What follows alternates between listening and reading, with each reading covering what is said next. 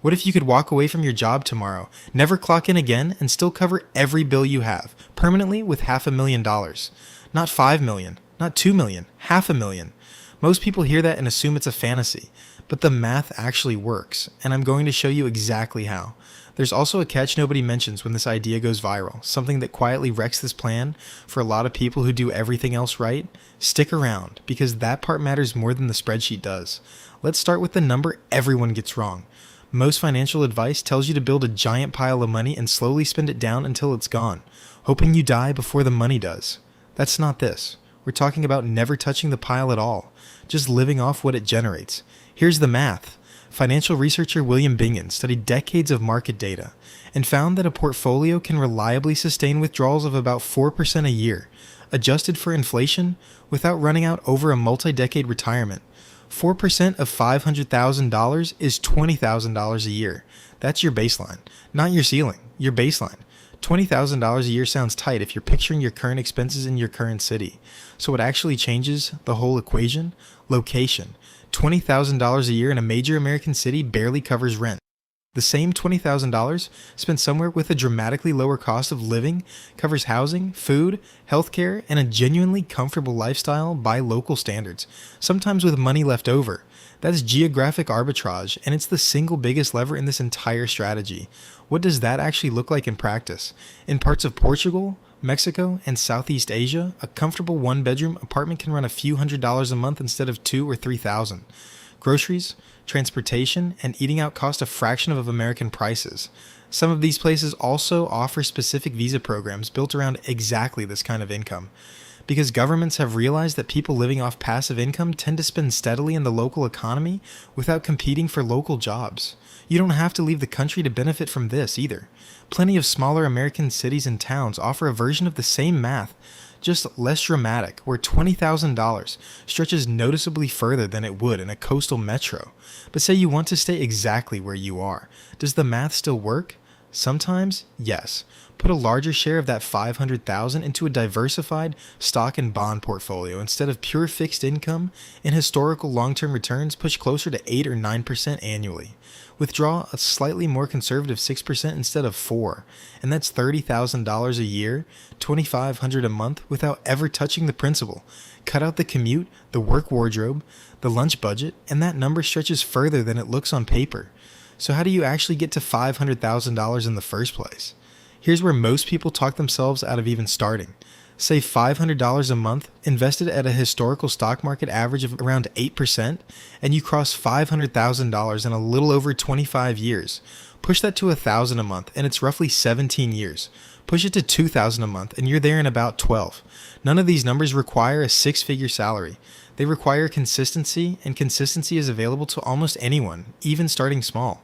Now here's the number that actually decides whether any of this works, and it has nothing to do with what you earn. Quick note on order before we get there, because how you save matters almost as much as how much. If your job offers any kind of retirement match, grab the full match first. It's the closest thing to a guaranteed return you'll ever find. Clear off any high interest debt next, since paying down 20% interest beats chasing an uncertain return in the market. After that, it's just automation. Money moves out the day it lands, before it has a chance to feel spendable, and every raise bumps that number up before your lifestyle expands to swallow it. None of this requires willpower in the moment, because the willpower only gets spent once, at setup. Someone who lives well on $3,000 a month is, functionally, wealthier than someone who needs $10,000 a month to feel comfortable, no matter what either of them has in the bank. A car, financed, insured, and replaced every few years can cost an ordinary person several $100,000 over a working lifetime. A daily coffee and lunch habit at even $10 or $15 a day adds up to over $3,000 a year, and invested instead of spent. That same $3,000 compounds into a genuinely large number over a couple of decades. This isn't about never enjoying a coffee again. It's about noticing that most people make this exact trade-off completely unconsciously. Temporary comfort now in exchange for permanent freedom later. Alright, here's the part I promised you at the top, the one almost nobody talks about. Picture the first few weeks after you actually walk away from the job. No alarm, no meetings, no commute.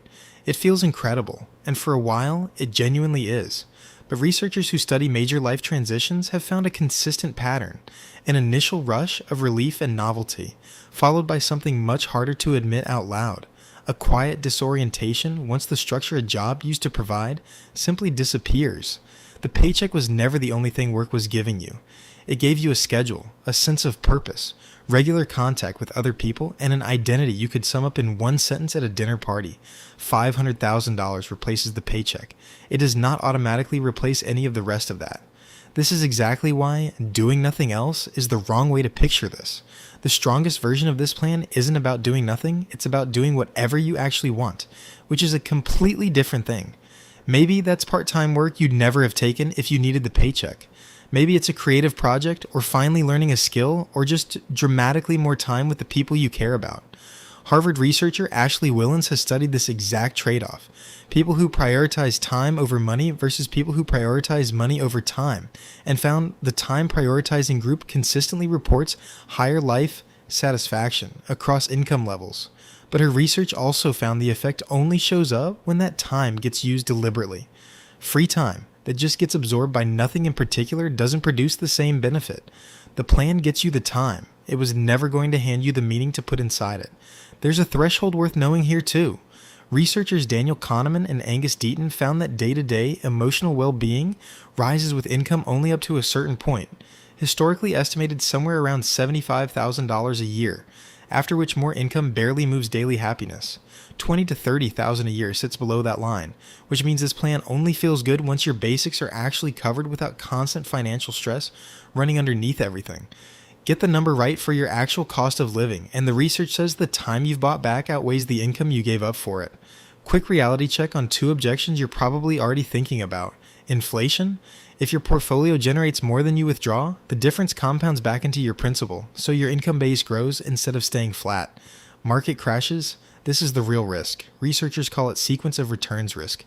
A bad market in the first few years of living off your portfolio can do outsized damage, even if the long-term average works out fine. Picture two people with identical $500,000 portfolios and identical long-term average returns. One retires right before a market drop, the other retires right after one. Even though their average return over 30 years ends up nearly the same, the first person can run into serious trouble because they're withdrawing a larger percentage of a shrinking balance at exactly the worst moment. The fix isn't panic, it's flexibility. A withdrawal rate with room to breathe and a willingness to pull back slightly during a rough stretch is what actually protects this plan. Let's make this concrete with one more scenario, because the abstract version hides a few details. Picture someone single, mortgage paid off, in a modest home in a mid-sized city instead of a major metro. Monthly expenses, taxes, insurance, utilities, groceries, everyday spending come to about $2,000. Their $500,000 withdrawn at a conservative 6% produces $2,500 a month. That's not just coverage. That's a $500 buffer every single month, without a single hour of work. Now picture the same $500,000 applied to someone still carrying a mortgage, a car payment, and a household of four in an expensive suburb. Their fixed costs alone might run $4,000 or $5,000 a month before groceries even enter the picture. The math doesn't stretch the same way, and pretending otherwise would be dishonest. This plan scales with your actual life, not a headline number, which is exactly why two people with the identical $500,000 can end up with completely different outcomes depending on the choices layered on top of it. One more honest note, healthcare, specifically if you're staying in the United States, is usually the first thing that breaks a lean budget like this because it's some of the highest cost care in the developed world. A single unexpected medical event can undo years of careful withdrawal planning if there's no coverage strategy in place before you actually need it. It's a big part of why the geographic arbitrage piece isn't just about stretching dollars further. It's often about relocating somewhere comparable or better care costs a fraction of the price. Skip this variable and the plan can look flawless on a spreadsheet while quietly falling apart in real life. And here's the mindset shift underneath all of it.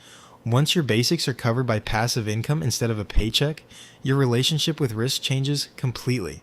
Turning down a bad job, walking away from a toxic workplace, negotiating harder for what you're worth, none of it requires the same nerve when a paycheck isn't the only thing standing between you and your rent. That's sometimes called financial slack, and it tends to improve the quality of your decisions far beyond just the financial ones, because fear stops making the choice for you. Someone with no financial slack takes the first job offer out of desperation. Someone with slack can afford to wait for the right one, or turn down 3 offers that don't fit, and that difference alone can shape an entire decade. So here's what this actually looks like, put together. Pick your number, 500,000 or whatever your version of it is. Automate the saving before it can feel spendable, and let a raise. Grow that number instead of your lifestyle. Be honest about what you need versus what marketing convinced you to want. Once you're there, choose your location deliberately, because that single decision decides whether your withdrawal rate feels like abundance or like a trap. Leave room in your withdrawal rate for bad market years. Account for healthcare instead of hoping it sorts itself out.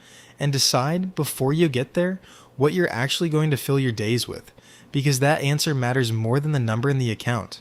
What if you could walk away from your job, never clock in again, and still cover every bill you have, permanently, with $500,000? The math says yes. Whether it actually works depends entirely on what you build around it.